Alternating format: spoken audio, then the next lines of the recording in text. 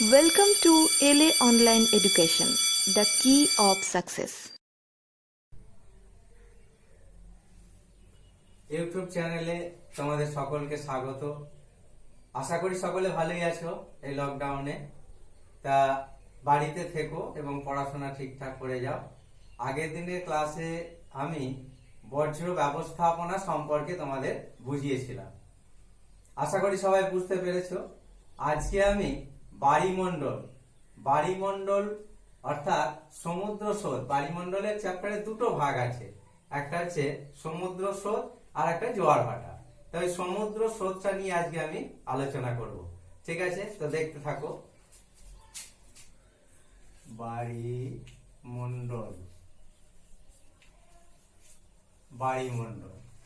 বাড়িমণ্ডল chapter পড়তে গেলে প্রথমে তোমাদের সমুদ্র স্রোত কাকে বলে সেটা জানতে হবে।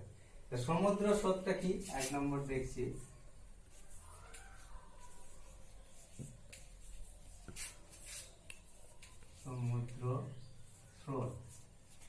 সমুদ্র স্রোত কি না, পৃথিবীর আবর্তন গতি, নিয়ত বায়ু প্রবাহ এবং সমুদ্রের জলের উষ্ণতা লবণতা তারতম্যের কারণে পৃথিবীর জলরাশি যে এক স্থান থেকে অন্য স্থানে চলে যায় বা উলম্ব ভাবে ওঠানামা করে, একেই বলে সমুদ্র স্রোত। তা সমুদ্র স্রোতের পরে আসছি সমুদ্র তরঙ্গ। অর্থাৎ সমুদ্র স্রোত এবং সমুদ্র তরঙ্গ কিন্তু এক জিনিস নয়। সমুদ্র স্রোত এবং সমুদ্র তরঙ্গের মধ্যে পার্থক্য রয়েছে। কিরকম না, সমুদ্র তরঙ্গের সংজ্ঞাটা বললেই বুঝতে পারবে।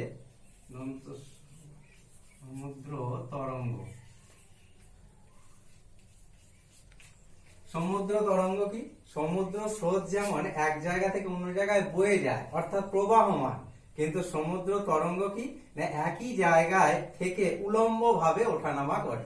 এই উলম্ব ভাবে সমুদ্র জলের উলম্ব ভাবে ওঠানামাকে বলা হয় সমুদ্র তরঙ্গ। ঠিক আছে, এরপর 3 নম্বর যেটা হবে সেটা হচ্ছে, একটা প্রশ্ন আসে 2 নম্বরই, যে সমুদ্র স্রোত ও সমুদ্র তরঙ্গের পার্থক্য লেখো। কিরকম,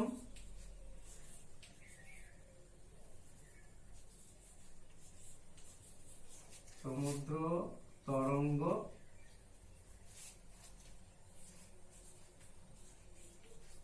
ও সমুদ্র স্রোত, এই দুটোর পার্থক্য লেখো। তখন কি করতে হবে, একটা ছকের মতো করে দিতে হবে তোমাদের, আর এইদিকে বিষয় ভিত্তিক একটা জিনিস লিখতে হবে। এখানে লিখতে হবে তোমার, ধরো এইভাবে যদি পার্থক্যের ছকটা করো, এখানে করতে হবে প্রথমে বিষয়,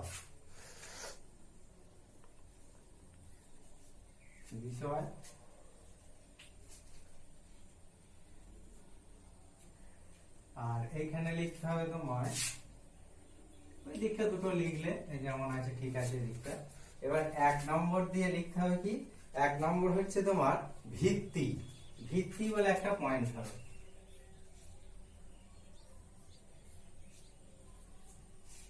ভিত্তিতে কি না, ভিত্তিতে দেখাতে হবে যে এটা হচ্ছে উলম্ব ওঠানামা আর এটা হচ্ছে প্রবাহমান। এটা হচ্ছে উলম্ব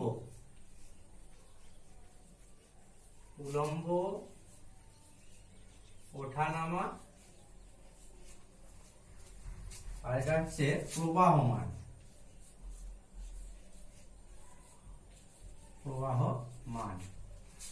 আচ্ছা, 2 নম্বর কি লিখতে হবে, 2 নম্বর হচ্ছে গতিশীলতা।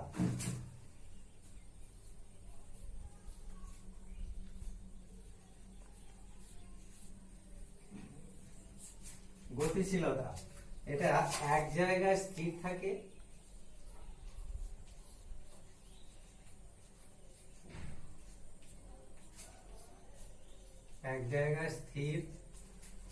আর এটা প্রবাহমান জলরাশি। প্রবাহমান জলরাশি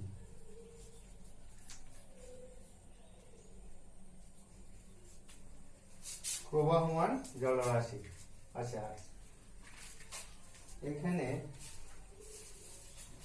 আর একটা পয়েন্ট যেটা হবে সেটা হচ্ছে তোমার কার্য। কার্য কার্যতে কি করতে হবে, যে সমুদ্র তরঙ্গের কার্য হচ্ছে কি ক্ষয় সাধন করা। সমুদ্র তরঙ্গের কাজ ক্ষয়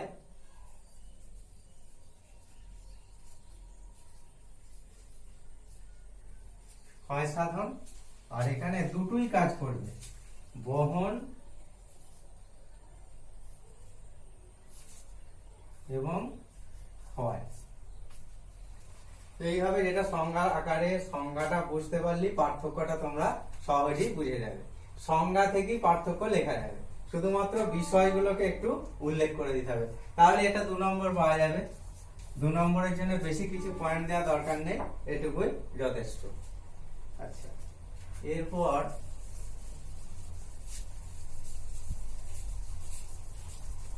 সমুদ্র স্রোতের চ্যাপ্টারে কতগুলো ছোট ছোট টিকা আকারে প্রশ্ন পড়ে,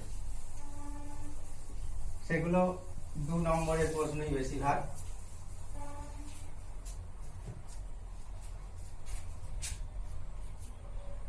আচ্ছা, সমুদ্র স্রোতের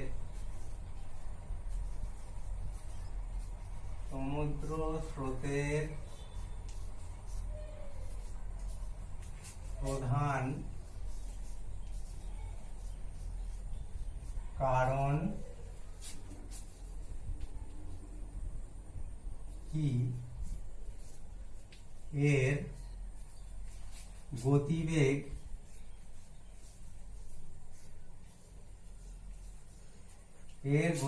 কত? এই প্রশ্নটাও 1+1 হয় এরকম। সমুদ্র স্রোতের প্রধান কারণ কি? প্রধান কারণ হলো নিয়ত বায়ু প্রবাহ। নিয়ত বায়ু প্রবাহ। আর এর গতিবেগ কত? এর গতিবেগ ঘন্টায় 3 থেকে 9 কিমি। 3 থেকে 9 কিমি। ঠিক আছে, এটা 1+1 অথবা এমসিকিউ টাইপের প্রশ্নে অথবা এক কথায় উত্তর দেওয়া প্রশ্নেও আসতে পারে। তারপর যেটা হচ্ছে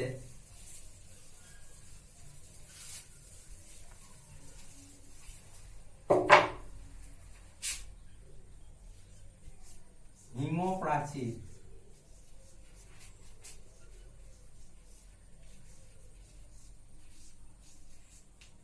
হিমপ্রাচীর ও একসঙ্গে করে দিই হিমশৈল।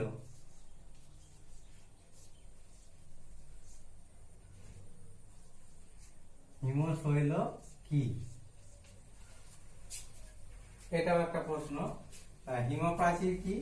হিমপ্রাচীর হচ্ছে যে সাগর বা মহাসাগরে 2 রকম জল, যেটা উত্তর আটলান্টিক মহাসাগরে দেখা যায় হিমপ্রাচীর। তা হিমপ্রাচীর কি? 2 রকম জল। ধরো এইভাবে ছবিটাও তোমরা দিয়ে দিতে পারো, একটা ছবি হিমপ্রাচীরের দেয়া যেতে পারে। সেটা হচ্ছে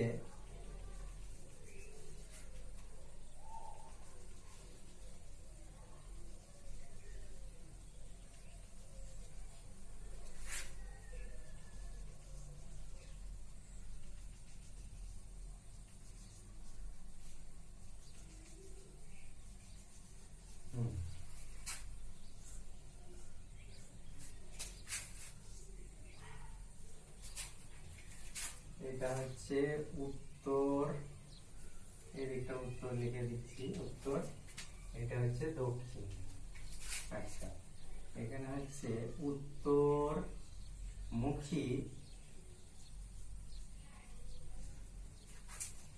উষ্ণ উপসাগরীয় স্রোতের উষ্ণ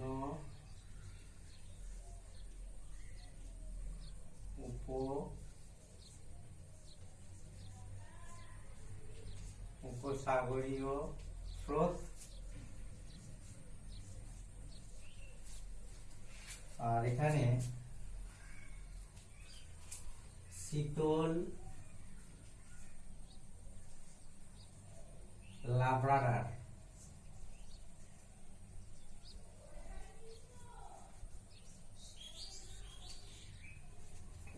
লাব্রাডার স্রোত। আচ্ছা, উষ্ণ উপসাগরীয় স্রোতের ঘন সবুজ জল। উষ্ণ উপসাগরীয় স্রোতের ঘন সবুজ জল, এই গাঢ় নীল জল, সরি, উষ্ণ উপসাগরীয় স্রোতের গাঢ় নীল জল আর শীতল লাব্রাডার স্রোতের সবুজ জলের সীমারেখা বহুদূর পর্যন্ত দেখা যায়। এই যে এদের মধ্যে যে সীমারেখা, এই সীমারেখাটা কি বলা হবে? হিমপ্রাচীর।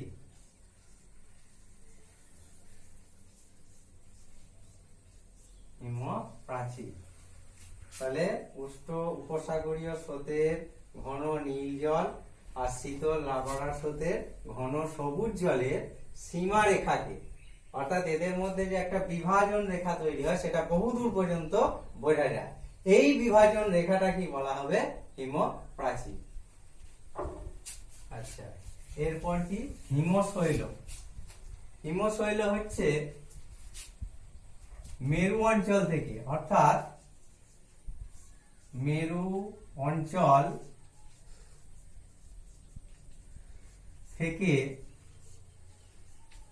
যে শীতল স্রোতগুলো আসে, সেই শীতল স্রোতের সঙ্গে যে বরফের টুকরো ভেসে আসে, সেই বরফের টুকরোগুলোকে এক কথায় হিমশৈল বলা হয়। এই হিমশৈলগুলো কি না, সমুদ্রের তলদেশে মানে এক ভাগ জেগে থাকবে, সমুদ্রের উপরে এক ভাগ জেগে থাকবে, আর বাকি অংশটা সমুদ্রের নিচে কিন্তু ডুবে থাকবে। অর্থাৎ 1/9 অংশ এরা ভাসমান অবস্থায় থাকে সমুদ্রের জলে। তো এই 1/9 অংশ ভাসমান অবস্থায় থাকার জন্য দূর থেকে এদের উপস্থিতি বোঝা যায় না। এরকম হিমশৈলগুলি অনেক সময় জাহাজ চলাচলের ক্ষেত্রে বাধা বিঘ্নের সৃষ্টি করে। হ্যাঁ, টাইটানিক তার প্রথম যাত্রাতেই এরকম একটা বিশাল আকারের হিমশৈলে ধাক্কা খেয়ে ডুবে গিয়েছিল। ঠিক আছে, তাহলে হিমশৈল কি বোঝা গেল, আর এদিকে হিমপ্রাচীর কি, দুটো একসঙ্গে বোঝা গেল। এরপর আরেকটি টিকা প্রশ্ন, শৈবাল সাগর।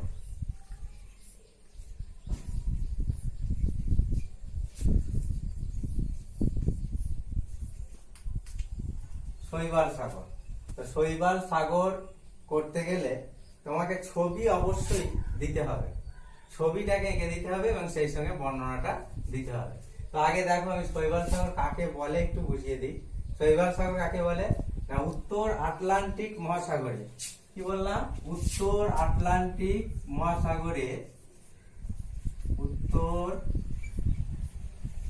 আটলান্টিক মহাসাগরে,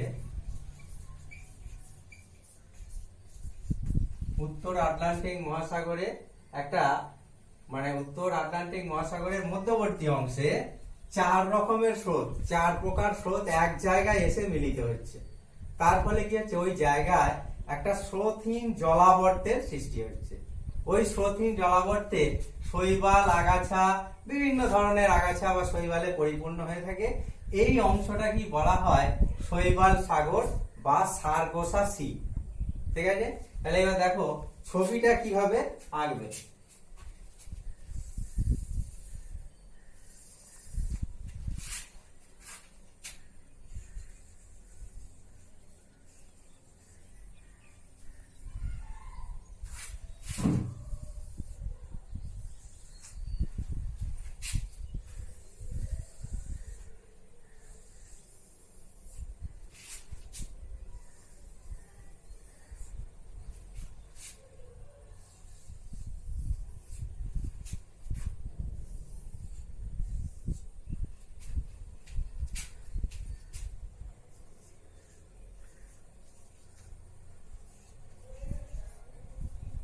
আমেরিকা, এখানটা আসছে দক্ষিণ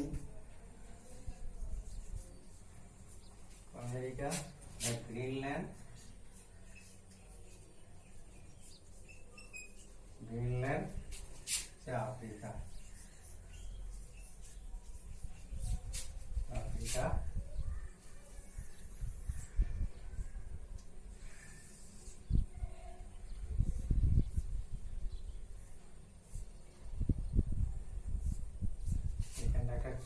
গতির সৃষ্টি হচ্ছে এবং 4 প্রকারের স্রোত এই জায়গায় এসে মিলিত হচ্ছে। এই 4 প্রকারের স্রোত কি? 1 নম্বর হচ্ছে উপসাগরীয় স্রোত, উপসাগরীয় স্রোত। 2 নম্বর হচ্ছে ক্যানারি স্রোত,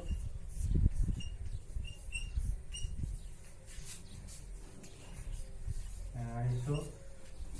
3 নম্বর হচ্ছে উপসাগরীয় স্রোত, ক্যানারি স্রোত। আর একটা হচ্ছে পেরু স্রোত।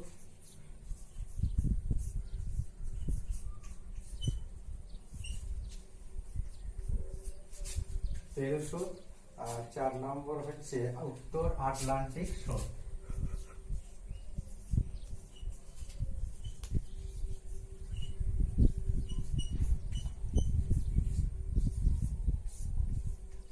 আটলান্টিক স্রোত। এখানে লেখা জায়গা হবে না বলে এগুলো শুধু পয়েন্টিং করে দিলাম, পরপর এগুলো এখানে লিখে দিলাম। তাহলে কি হবে? টোটাল সংখ্যাটা হচ্ছে উত্তর আটলান্টিক মহাসাগরে 4 প্রকারের স্রোত, উষ্ণ উপসাগরীয় স্রোত, ক্যানারি স্রোত, পেরু স্রোত এবং আটলান্টিক মহাসাগরীয় স্রোত। এই স্রোতগুলো এক জায়গায় এসে এরা মিলিত হচ্ছে। এর ফলে কি হচ্ছে? এখানে একটা ঘূর্ণন গতি বা এখানটা হচ্ছে মানে জলাবর্তের সৃষ্টি হচ্ছে। এই জায়গাটা কি বলা হবে? শৈবাল সাগর, শৈবাল সাগর বা অনেক সময় বলা হয় বা সার্গোসা, সার্গোসা সমুদ্র, সার্গোসা সমুদ্র। শৈবাল সাগর বললে এরকম ছবি দিতে হবে সাইডে এবং তার সঙ্গে এগুলো স্রোতগুলোর নামগুলো বর্ণনা করে লিখতে হবে টোটাল। ঠিক আছে, এরপরে আসছি 3 নম্বরের কটা প্রশ্ন।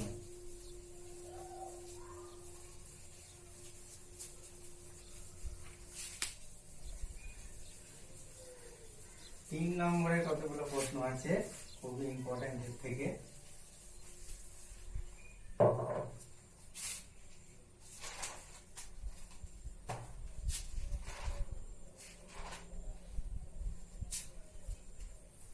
মগ্ন চড়া, মগ্ন চড়া কি? এগুলি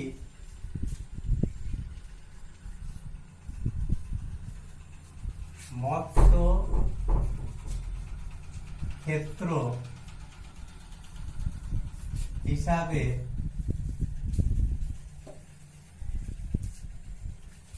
গড়ে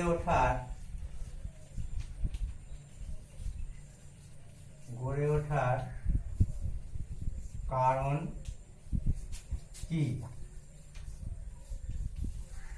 এটা একটা 3 নম্বরের প্রশ্ন পড়ে। তা মগ্ন চড়া কি? মগ্ন চড়া মানে হচ্ছে জলের মধ্যে লোকানো চড়া, মগ্ন চড়া। এই মগ্ন চড়া বলতে কি বোঝায়? না, যেখানে উষ্ণ স্রোত, উষ্ণ স্রোত এবং শীতল স্রোত, শীতল স্রোত, উষ্ণ স্রোত এবং শীতল স্রোত, এই দুটো স্রোত এক জায়গায় মিলিত হয়। তখন কি হয়? না, এই শীতল স্রোতের সাথে বয়ে আসা হিমশৈলগুলো, এই শীতল স্রোতের সঙ্গে বয়ে আসলো হিমশৈলগুলো, এগুলো যখনই উষ্ণ স্রোতের সংস্পর্শে এলো তখনই কি হলো? এটা গলে গেল। গলে গিয়ে কি হবে? না, হিমশৈলের মধ্যে থাকা নুড়ি, কাঁকড়, বালি ইত্যাদি গুলো এই জায়গায় সঞ্চিত হয়ে হয়ে হয়ে হয়ে সমুদ্রের তলদেশে একটা নিমগ্ন দ্বীপের বা চড়ার সৃষ্টি হবে। তাই তো? নিমগ্ন দ্বীপ বা চড়ার সৃষ্টি হবে। এই নিমগ্ন দ্বীপ বা চড়াকেই বলা হবে মগ্ন চড়া, মগ্ন চড়া। তাহলে মগ্ন চড়া কি বললাম? না, সমুদ্র যেখানে শীতল স্রোত এবং উষ্ণ স্রোত দুটো মিলিত হয়, শীতল স্রোত এবং উষ্ণ স্রোত যেখানে মিলিত হয়, অর্থাৎ এখানে উদাহরণ হিসেবে বলতে গেলে কি বলা যাবে, যে উষ্ণ উপসাগরীয় স্রোত এবং শীতল লাভাডার স্রোত, এই দুটো স্রোত যখন এক জায়গায় এসে মিলিত হলো, তখন কি হলো না, এই শীতল লাভাডার সঙ্গে স্রোতের সঙ্গে বয়ে আসা হিমশৈলগুলি এই উষ্ণ উপসাগরীয় স্রোতের সঙ্গে যখনই মিলিত হলো, তখনই কি হলো, এর উষ্ণতা বেড়ে গেল এবং এই বরফটা গলে গেল, হিমশৈলের বরফটা গলে গেল। আর এর মধ্যে যে নুড়ি, কাঁকড়, বালি ইত্যাদি গুলো ছিল হিমশৈলের সঙ্গে, সেগুলো তো আর গলবে না, সেগুলো কি হবে, ওই সমুদ্রের তলদেশে জমা হয়ে হয়ে দীর্ঘদিন ধরে জমা হয়ে হয়ে একটা নিমগ্ন দ্বীপের বা চড়া সৃষ্টি করবে। এই অংশটাকে বলা হবে মগ্ন চড়া। ঠিক আছে, এবার এই মগ্ন চড়াগুলি মৎস্য ক্ষেত্র হিসাবে গড়ে ওঠার কারণ কি না, মগ্ন চড়াগুলিতে মৎস্য ক্ষেত্র গড়ে ওঠার কারণ বলতে এর 3টে পয়েন্ট তোমাদের উল্লেখ করতে হবে। কি কি পয়েন্ট উল্লেখ করতে হবে না, 1 নম্বর হচ্ছে যে গভীরতা।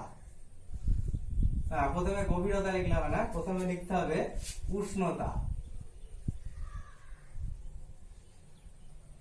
উষ্ণতা নাকি, যেখানে শীতল স্রোত এবং উষ্ণ স্রোত মিলিত হয়, সেখানে মাছের বসবাসের উপযোগী উষ্ণতা বিরাজ করে। সেই জন্য কি করে না, মাছেদের ডিম পাড়ার একটা উপযুক্ত পরিবেশ ওখানে গড়ে ওঠে। সেই জন্য কি না, উষ্ণতাটা খুবই গুরুত্বপূর্ণ মাছের বসবাসের পক্ষে। 2 নম্বর কি, খাদ্য।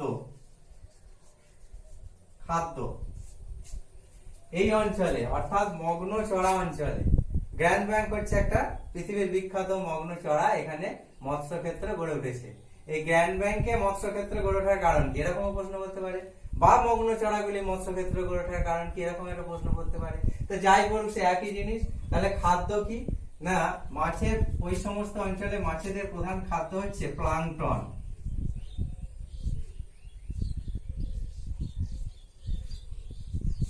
প্লাঙ্কটন, মাছের প্রধান খাদ্য হচ্ছে প্লাঙ্কটন। এই প্লাঙ্কটন হচ্ছে ওই অঞ্চলে জন্মায়, তার ফলে মাছেরা সহজেই খাদ্য পায় এখান থেকে এবং এখানে ভিড় জন্মায়, ভিড় জমায় এখানে। আচ্ছা, 3 নম্বর কি না, গভীরতা। এই মগ্ন চড়া অঞ্চলগুলি গভীরতা।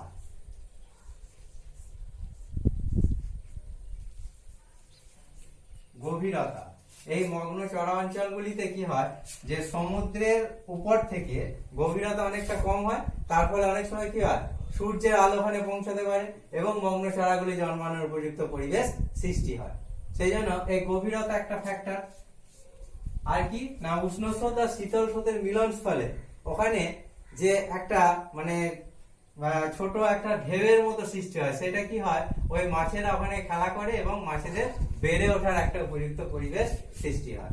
মোটামুটি এই 3টে পয়েন্ট করলেই হয়ে যাবে যে মগ্ন চড়া কি, মগ্ন চড়াগুলি মৎস্য ক্ষেত্র হিসাবে গড়ে ওঠার কারণ কি। এটা হলো। আর একটা এই ধরনেরই প্রশ্ন, সেটা হচ্ছে নিউ ফাউল্যান্ড উপকূল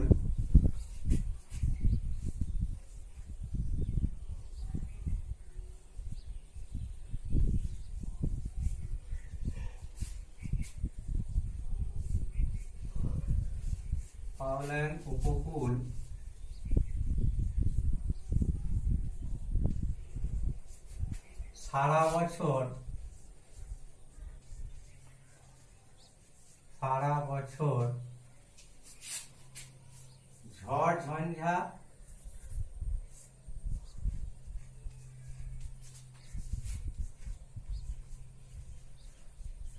ঝড় ঝঞ্ঝা বা কুয়াশাচ্ছন্ন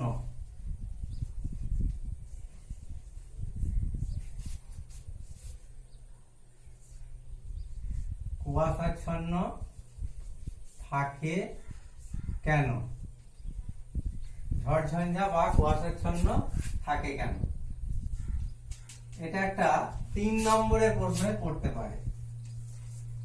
নিউ ফাউন্ডল্যান্ড উপকূল সারা বছর ঝড় ঝঞ্ঝা বা কুয়াশাচ্ছন্ন থাকে কেন, ওই একই, কিন্তু আগের প্রশ্নের উত্তরটা বুঝতে পারলে এটাও বলে দেবে। এখানেও সেই একই ফ্যাক্টর, উষ্ণ স্রোত আর শীতল স্রোত। তাহলে কি না, উষ্ণ স্রোতের সঙ্গে উষ্ণ স্রোত এবং শীতল স্রোতের মিলনস্থল হচ্ছে, এই মিলনস্থলে কি হয় না উষ্ণ স্রোতের সংস্পর্শে আসা মাত্রই ওই জলীয় বাষ্পটা কি হয় কুয়াশায় পরিণত হবে। জলীয় বাষ্পটা সবসময় কুয়াশায়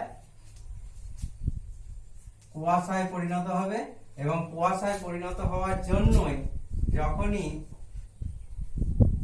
উষ্ণ স্রোত প্লাস শীতল স্রোত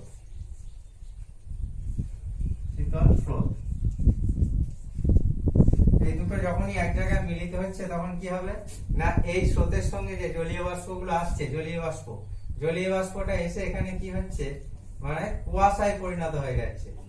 উষ্ণতার পরিবর্তনের সঙ্গে সঙ্গে কুয়াশায় পরিবর্তন হচ্ছে এবং কুয়াশায় পরিবর্তন হচ্ছে, তাছাড়া এই দুটো একসঙ্গে জলীয় বাষ্প ঘনীভূত হয়ে এখানে মেঘের সৃষ্টি করছে এবং ঝড় ঝঞ্ঝা দেখা দিচ্ছে।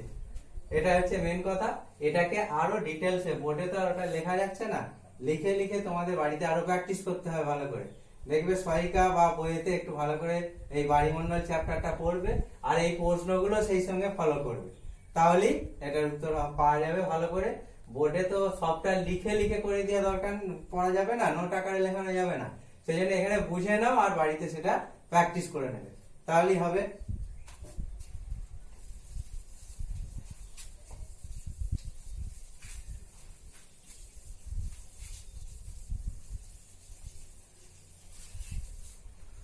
আরেকটা ছোট প্রশ্ন পড়ে, সেটা হচ্ছে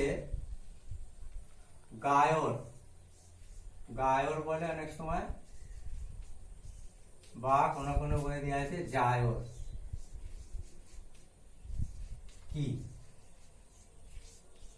জায়র কি? এটাও একই জিনিস, যে সমুদ্রের জল প্রতিদিন নির্দিষ্ট সময়ে নির্দিষ্ট দিকে মানে প্রবাহিত হতেই থাকে। কোন কোন সময় কি হয় যে সমুদ্রের মাঝখানে একটা জলাবর্তের সৃষ্টি হয় এক জায়গায়। কোনখানে হবে না 2-3 প্রকার স্রোত যে জায়গাগুলো এসে মিলিত হয় সেই জায়গাগুলিতেই এই জলাবর্তের সৃষ্টি হতে পারে। এই জলাবর্তটাকে কি বলা হবে? এই জলাবর্ত অঞ্চলটাকে বলা হবে কি যে জায়র বা গায়র বা গায়র। ঠিক আছে, এটাই থাকলো এখন গায়র। 2 নম্বরের প্রশ্ন এই পর্যন্ত এটা হলো। এরপর দুটো প্রশ্ন আলোচনা করব, বড় প্রশ্নগুলো দুটো আলোচনা করব। সেটা কি?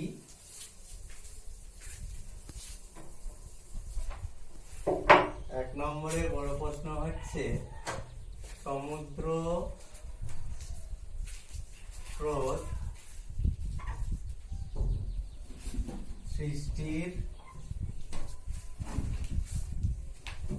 সৃষ্টির কারণ কি? আরেকটা 2 নম্বর, সমুদ্র স্রোতের প্রভাব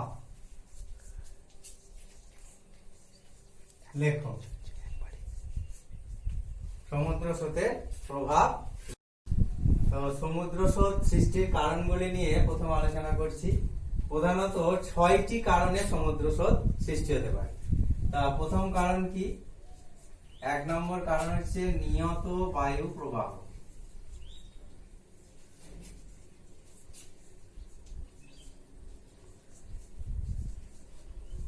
নিয়ত বায়ু প্রবাহ কি না সমুদ্রের জলরাশির উপর দিয়ে যেদিক থেকে বায়ু প্রবাহিত হবে সেই বায়ু সমুদ্রের জলকে তাড়িয়ে নিয়ে যাবে। এর ফলে কি হবে? সমুদ্রের জলে একটা স্রোতের সৃষ্টি হবে। যেমন তোমার পশ্চিমা বায়ুর প্রভাবে, পশ্চিমা বায়ু যখন প্রবাহিত হবে তখন সেই পশ্চিমা বায়ুর প্রভাবে সমুদ্রের জলে ঢেউয়ের সৃষ্টি হবে। আচ্ছা, আয়ন বায়ু যেদিকে প্রবাহিত হবে, আয়ন বায়ু পূর্ব থেকে পশ্চিম দিকে প্রবাহিত হয়, তখন সমুদ্র স্রোতকে কি হবে না পূর্ব থেকে পশ্চিম দিকে নিয়ে যাবে। অর্থাৎ বায়ু প্রবাহের সঙ্গে সমুদ্র স্রোতের সম্পর্ক যথেষ্ট ঘনিষ্ঠ। না বায়ু প্রবাহই হচ্ছে সমুদ্র স্রোত সৃষ্টির 1 নম্বর প্রধান কারণ। 2 নম্বর কারণ কি?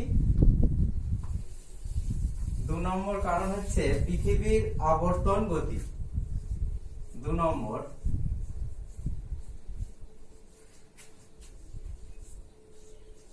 পৃথিবীর আবর্তন গতি। পৃথিবীর আবর্তন গতি মানে পৃথিবী তো সব সময় মানে প্রতিনিয়ত পশ্চিম থেকে পূর্ব দিকে অনবরত ঘুরে যাচ্ছে। এর ফলে কি হচ্ছে না সমুদ্রের জলরাশিও ওই আবর্তন গতির সঙ্গে তোমার বায়ু প্রবাহ যেমন কি হয় না কোরিওলিস বলের প্রভাবে মানে পৃথিবীর আবর্তন গতির জন্য যে কোরিওলিস বলের সৃষ্টি হয় তার ফলে কি হয় বায়ু প্রবাহ উত্তর গোলার্ধের ডান দিকে এবং দক্ষিণ গোলার্ধের বাম দিকে বেগে প্রবাহিত হয়। ঠিক তেমনি সমুদ্র স্রোত পৃথিবীর আবর্তন গতির জন্য ওই রকম উত্তর গোলার্ধের ডান দিক এবং দক্ষিণ গোলার্ধের বাম দিকে বেগে প্রবাহিত হবে। 3 নম্বর পয়েন্ট, 3 নম্বর হচ্ছে উষ্ণতার তারতম্য। উষ্ণতার তারতম্য, উষ্ণতার তারতম্য কি না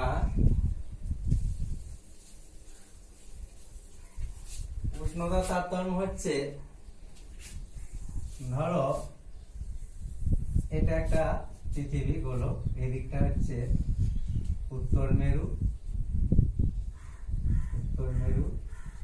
এদিকটা দক্ষিণ মেরু। তাহলে মেরু অঞ্চল থেকে যখন সমুদ্র স্রোত আসবে এই নিরক্ষীয় অঞ্চলের উষ্ণ মণ্ডলের দিকে অর্থাৎ শীতল অঞ্চল থেকে সমুদ্র স্রোত যখন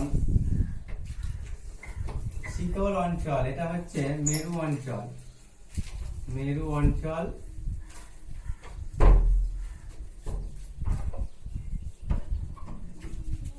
অঞ্চল, এইখানটা হচ্ছে নাতিশীতোষ্ণ অঞ্চল,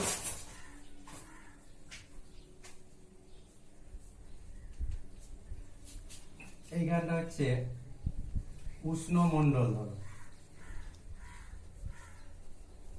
উষ্ণ মণ্ডল। তাহলে মেরু অঞ্চল থেকে যখন সমুদ্র স্রোত শীতল স্রোত হবে নিশ্চয়, মেরু অঞ্চল থেকে যে স্রোতগুলো আসবে এটা হচ্ছে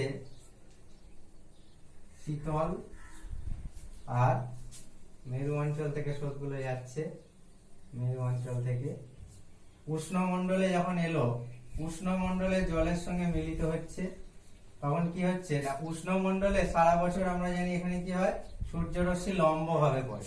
সূর্যরশ্মি সারা বছর এখানে লম্ব ভাবে পড়ার ফলে কি হচ্ছে এখানে উষ্ণতা বেশি হবে, উষ্ণতা বেশি হলেই জলের উষ্ণতা বেড়ে যাবে। আর শীতল মেরু অঞ্চল এখানে কি হয় সূর্যরশ্মি সারা বছরই না, সূর্যরশ্মি সারা বছর তির্যক ভাবে পড়ে, তির্যক ভাবে পড়ার কারণে এখানে উষ্ণতা কম।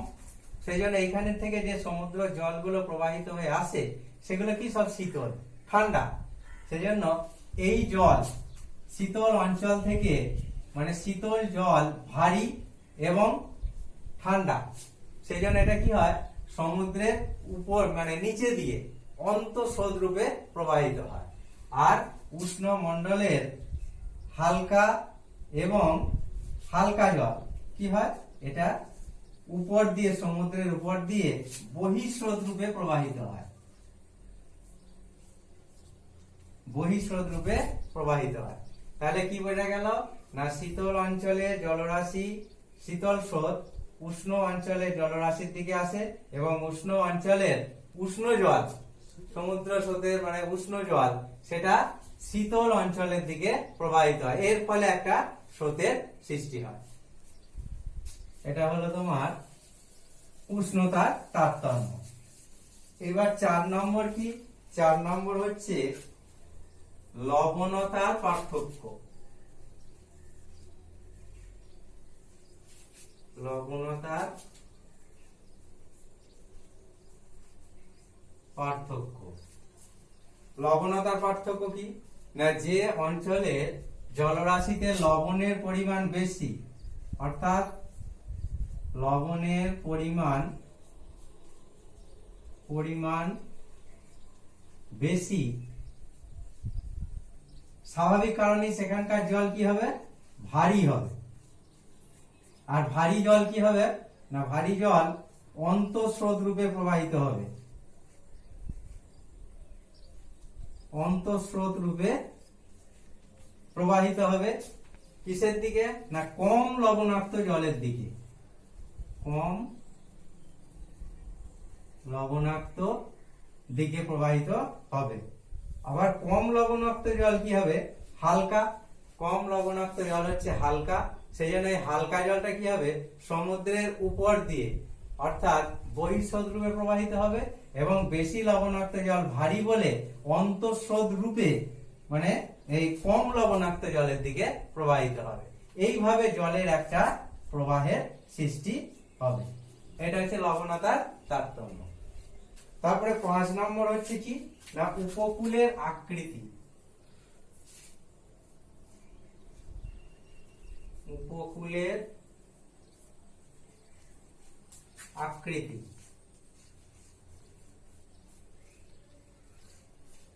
উপকূলের আকৃতি কি না, সমুদ্র স্রোত মানে সমুদ্র কি সবসময় সোজা প্রবাহিত হয়, সোজা প্রবাহিত হয় না। উপকূল ভাগের আকৃতির জন্যই সমুদ্রের জল কিন্তু দিক পরিবর্তন করতে বাধ্য হয়। ধরো সমুদ্র স্রোত প্রবাহিত হচ্ছে বা সমুদ্রে জল প্রবাহিত হচ্ছে, হওয়ার পথে এখানে দেখা গেল একটা পর্বত বা দ্বীপ বা ভূভাগ বা মহাদেশ অবস্থান করলো, মহাদেশ অবস্থান করলো। এখানে এসে বাধা পেয়ে কি হবে, একে টপকে যেতে না পেরে কিন্তু গতি পরিবর্তন করবে, গতি পরিবর্তন করবে। তার ফলে কি হবে, এখানে একটা ধাক্কা খাওয়ার ফলে এখানে একটা ভিন্ন ধর্মী স্রোতের সৃষ্টি হবে। এই স্রোতটাই হচ্ছে কি না, উপকূলের অবস্থানের জন্য বা উপকূলের আকৃতির জন্য এরকম স্রোত সৃষ্টি হতে পারে। নেক্সট পয়েন্ট 6 নম্বর পয়েন্ট কি, 6 নম্বর পয়েন্ট হচ্ছে বরফের গলন। বরফের গলন। বরফের গলন কি না, এই যে আগেই দেখালাম যে শীতল মেরু অঞ্চল থেকে যেসব জলগুলো আসছে এগুলো কি সব বরফ গলা জল। আন্টার্কটিকা মহাদেশ রয়েছে, এই আন্টার্কটিকা মহাদেশ থেকে বিপুল পরিমাণে জল মিশছে সমুদ্রে। হ্যাঁ, এইগুলো কি সব শীতল জল। এই শীতল জলটার উৎসটা কি না, বরফ। হিমমণ্ডলে অর্থাৎ উচ্চ অক্ষাংশে উষ্ণতা কম থাকে বলে ওখানে সমুদ্রের জলরাশি থেকে বরফে পরিণত হয়। এই বরফ যখন ভাসতে ভাসতে উষ্ণমণ্ডলে এলো, উষ্ণমণ্ডলে অর্থাৎ 0 ডিগ্রি অতিক্রম করে গেল বা 0 ডিগ্রি কাছাকাছি চলে এলো, তখন কি হলো, এই বরফটা গলে গেল। গলে গেলে কি হবে, এখানে জলের পরিমাণ অনেক বেড়ে গেল। জলের পরিমাণ বেড়ে যাওয়ার ফলেও একটা সমুদ্র স্রোতের উৎপত্তি ঘটতে পারে। তাহলে এখান থেকে পরপর আমি 6টা পয়েন্টের মধ্যে 2টো ছবি তোমাদের অবশ্য দিতে হবে। 1 নম্বর হচ্ছে কি, এইটার ছবি দিতে পারো, নিয়ত বায়ু প্রবাহ। 2 নম্বর পৃথিবীর আবর্তন গতির ছবি দিতে পারো। এইখানে 2টো চিত্র তোমাদের দিতে হবে, 5 নম্বর প্রশ্নয় অন্তত 2খানা চিত্র আঁকতে হবে। আর কি না, তাহলে 6খানা পয়েন্ট তোমাদের দিতে হবে। 1 নম্বর হচ্ছে সমুদ্র স্রোতের সৃষ্টির প্রধান কারণই 1 নম্বর হচ্ছে নিয়ত বায়ু প্রবাহ, যেটা আলোচনা করা হয়ে গেল 5টা-6টা পয়েন্টটি। 2 নম্বর পৃথিবীর আবর্তন গতি, 3 নম্বর উষ্ণতার তারতম্য, 4 নম্বর লবণতা, 5 নম্বর উপকূলের আকৃতি, 6 নম্বর বরফের গলন। তাহলে নিশ্চয়ই বোঝা গেল।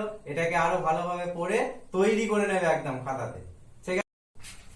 ঠিক আছে, এবার পরের প্রশ্ন হচ্ছে সমুদ্র স্রোতের প্রভাব লেখো। তো এটাকে একটু আলোচনা করে দেওয়া যাক। সমুদ্র স্রোত সৃষ্টির কারণে পরে এটাও পড়তে পারে, সমুদ্র স্রোতের প্রভাব। এটা একটা 5 নম্বরের প্রশ্ন।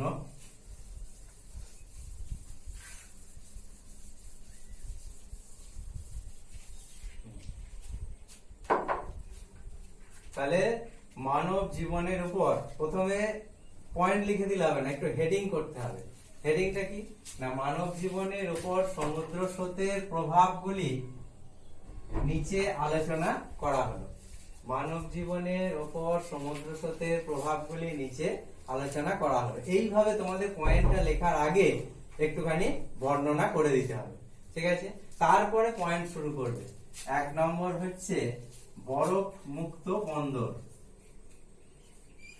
বরফ মুক্ত বন্দর।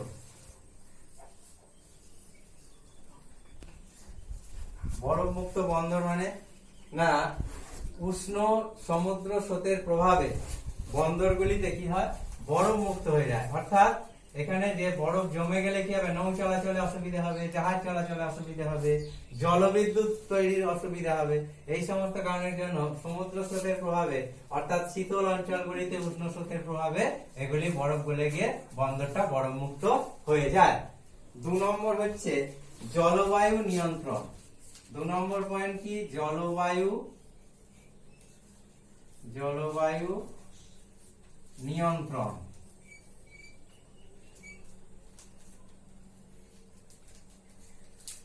জলবায়ু নিয়ন্ত্রণ, জলবায়ু কি না, সমুদ্র স্রোত যে উপকূলের পাশ দিয়ে প্রবাহিত হবে, যেরকম সমুদ্র স্রোত যে উপকূলের পাশ দিয়ে প্রবাহিত হবে সেখানকার উষ্ণতা কিন্তু সেই রকম হয়ে যাবে।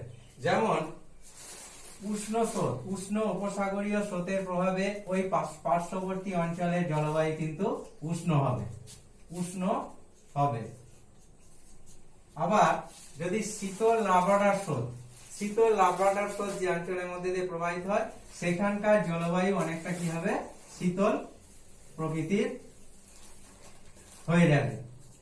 তাহলে উষ্ণ স্রোতের প্রভাবে ওখানকার জলবায়ু উষ্ণ হতে পারে, আবার শীতল স্রোত যদি তার পাশ দিয়ে প্রবাহিত হয় তাহলে সেখানকার জলবায়ু শীতল হয়ে যাবে। যেমন উষ্ণ কুরোশীয় স্রোতের প্রভাবে, উষ্ণ কুরোশীয় স্রোতের প্রভাবে জাপান উপকূলে মানে গরম আবহাওয়া বিরাজ করে, ঠিক আছে? এবার 3 নম্বর পয়েন্ট।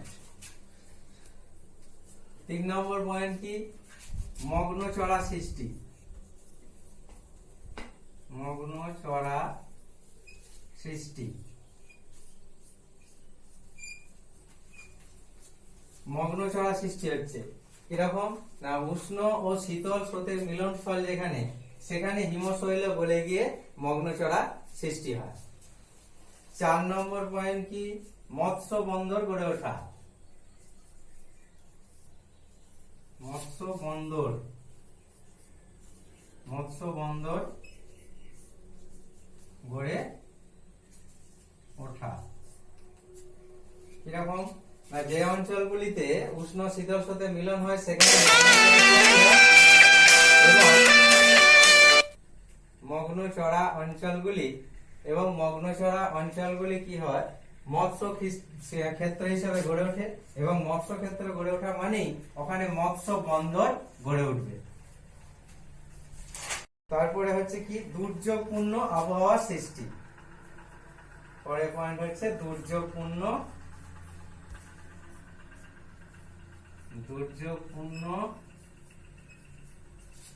আবহাওয়া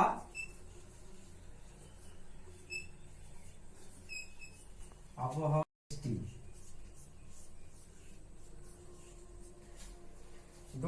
দুর্যোগপূর্ণ আবহাওয়া সৃষ্টি কি না, ওই একই জিনিস এখানে কি, যেখানে উষ্ণ শীতল মিলিত হয় সেখানে কি হয়, দুর্যোগপূর্ণ আবহাওয়া এবং ঘন কুয়াশার সৃষ্টি হয়।